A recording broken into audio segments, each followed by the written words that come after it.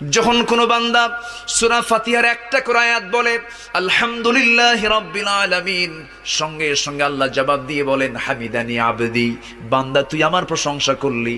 আর রহমানির রহিম যখন বলে আল্লাহ বলেন আসনা আলাইয়া আবদি। মালিক ইয়াউমিদ্দিন যখন বলে আল্লাহ বলেন মাজ্জাদানি আবদি।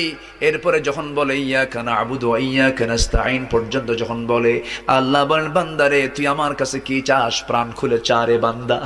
ইহদিনাস সিরাতাল মুস্তাকিম থেকে শুরু করে নিয়া ওয়ালাদ-দাল্লিন পর্যন্ত যখন বান্দা বলে তখন আল্লাহ বলেন বান্দা নামাজের মধ্যে এমন প্রেমের খেলা খেললি বান্দা, তুই যা চাইলি সব আমি আল্লাহ কবুল করলাম।